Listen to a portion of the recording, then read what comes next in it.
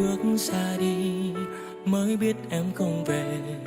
Yêu chi để rồi phải xa lạ, đâu cần em phải hứa em yêu anh, sẽ chết khi không có anh, rồi thất hứa khi không làm được.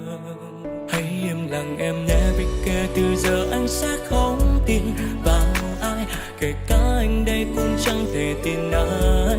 Vì đã có lần đầu qua anh đã tự hứa anh sẽ không yêu một ai, nhưng đã thất hứa để được yêu em mãi. Sự thật đã cho anh biết rằng anh không phải người em tìm kiếm lâu nay, nhưng bởi vì em là người anh muốn tìm. Dẫu biết yêu nhau không thành chia tay là đừng để sai vậy, nhưng trong lòng anh đâu muốn như vậy. Anh cố giữ em ở lại nhưng ngược lại em tìm cách buông tay. Anh cố mỉm cười quay đi nhưng dòng trong tim người có hay. Câu hứa yêu anh muôn đời nhưng sao giờ đây mỗi người mỗi nơi. Hỡi người ơi, đòi rời được câu hứa, vậy em hứa để làm gì?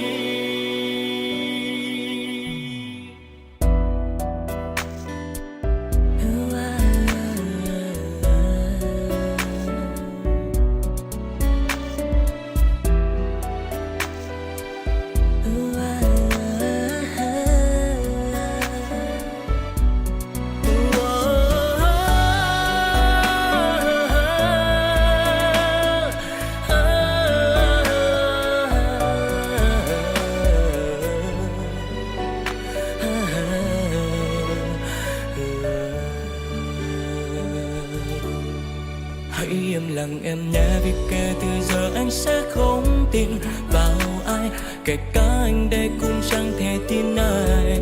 Vì đã có lần đầu qua anh đã tự hứa anh sẽ không yêu một ai, nhưng đã thất hứa để đừng yêu em mãi.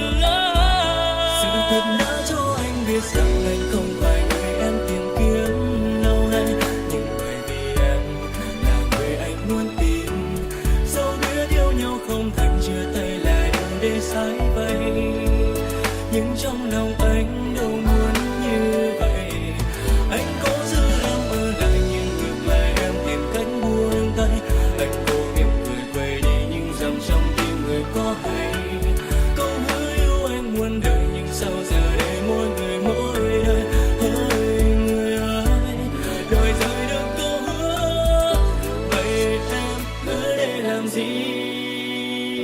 Sự thật đã cho anh biết rằng anh không phải người em tìm kiếm lâu nay, nhưng bởi vì em là người anh muốn tìm. Dẫu biết yêu nhau không thành chia tay là điều để sai vậy, nghĩ đến điều ấy lòng anh đau nhiều lắm. Anh cố giữ em ở lại nhưng ngược lại em tìm cách buông tay. Anh cố mỉm cười quay đi nhưng dòng trong tim người có hay.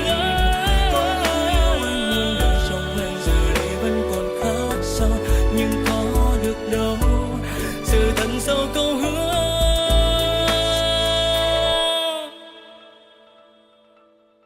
Là ai đưa ra lìa nhau